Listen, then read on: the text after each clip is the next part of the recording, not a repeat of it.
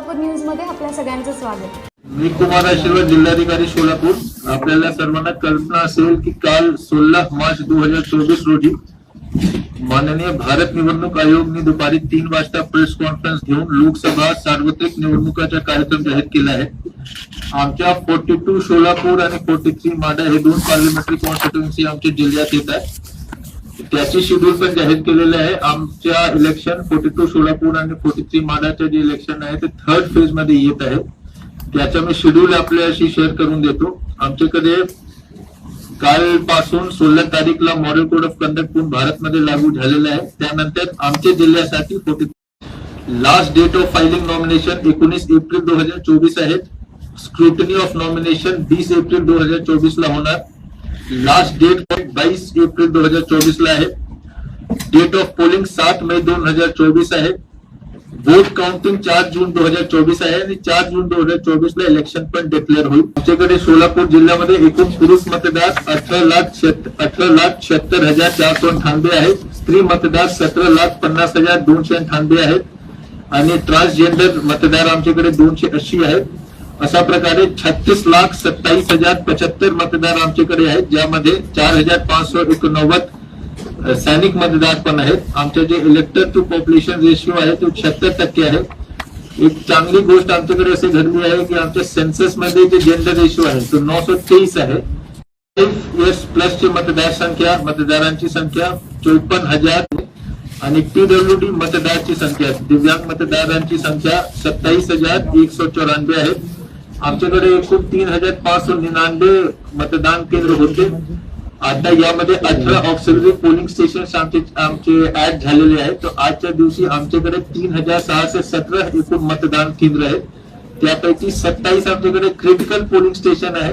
Critical polling station मध्ये 6 असे polling station आहे जिथे मागच्या 2019 विधानसभा आणि लोकसभा इलेक्शन मध्ये निवडणुकीची संबंधित काही लॉ अँड ऑर्डर प्रॉब्लेम घडला असेल आणि गुन्हे पण दाखल झाले होते।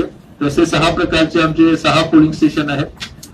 तसेच 21 असे मतदान केंद्र आहे जे क्रिटिकल पोलिंग स्टेशन मध्ये येत आहेत। ते 6 ला सोडून तिथे 90% पेक्षा जास्त वोटिंग झालेली होती आणि 75% वोटिंग एकच कॅन्डिडेटला गेल्यामुळे क्रिटिकल पोलिंग स्टेशन मध्ये आलेले आहेत। तसेच 10% पेक्षा कमी मतदान झालेले पोलिंग स्टेशन पण या संख्यामध्ये समाविष्ट आहे।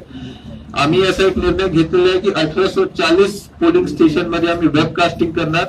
वेबकास्टिंग मध्ये काय झाला की जिथे सीसीटीव्ही पोलिंग बूथ मध्ये आम्ही फिट करणार आणि त्याचे लाईव्ह प्रसारण माझी ऑफिस मध्ये, चीफ इलेक्टरल ऑफिस आणि इलेक्शन कमिशन ऑफ इंडियाच्या ऑफिस मध्ये पण बघायला मिळेल आणि सगळे क्रिटिकल पोलिंग स्टेशन आमच्याकडे हे वेबकास्टिंग मधून कव्हर होणार।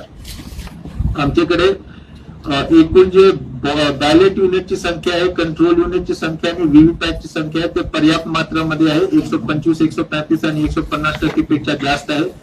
टोटल नंबर ऑफ आमचे जे पोलिंग पर्सनल आहे, पोलिंग पार्टी ज्याला मी म्हणतो, ते 21,310 लोक आहेत।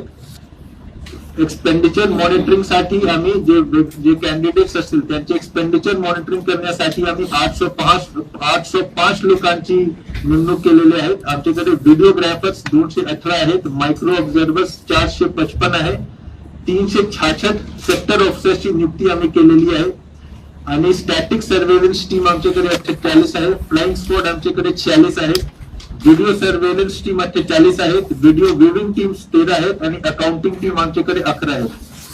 जसा आपल्याला कल्पना असेल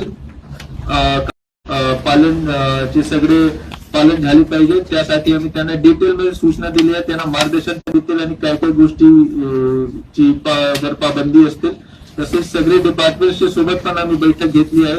त्यांना कुठल्याही प्रकारच्या नवीन कामांना प्रशासकीय मान्यता, टेंडर किंवा वर्क ऑर्डर आता नाही द्यायची त्याबद्दल स्पष्टपणे सूचना दिलेल्या आहेत।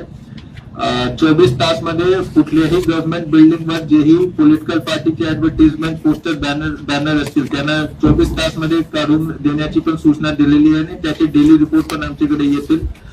डिस्ट्रिक्ट कंट्रोल रूम आमचे ऑलरेडी सेटअप झालेले आहे नियोजन भवन मध्ये।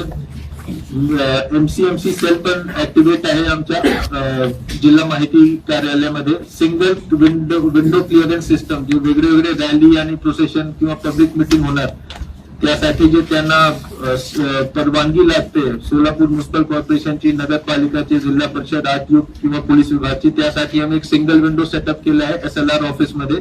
तिथे हे सर्व विभागाचे नोडल ऑफिसर बसतील आणि तिथे सुविधा एक पोर्टल आहे, त्यावर ऑनलाईन ते परवानगी देतील. आता सगळे जे मॉडेल कोड ऑफ कंडक्ट मध्ये बरेच प्रकारचे सूचना आहेत ते सगळे बद्दल सेक्शन 144 चे आदेश आज संध्याकाळीपर्यंत आम्ही इश्यू करणार. त्याची अंमलबजावणी करण्यासाठी सर्व पॉलिटिकल पार्टीजला आम्ही कडक सूचना दिलेल्या आहेत. AROs आमचे जे असिस्टंट रिटर्निंग ऑफिसर आहे आणि आमच्याकडे 18 नोडल ऑफिसर्स आहेत, त्याची आम्ही नेहमीच्या रावत घेत राहतो. त्यांना पण सर्व प्रकारची सूचना देण्यात आलेली आहे.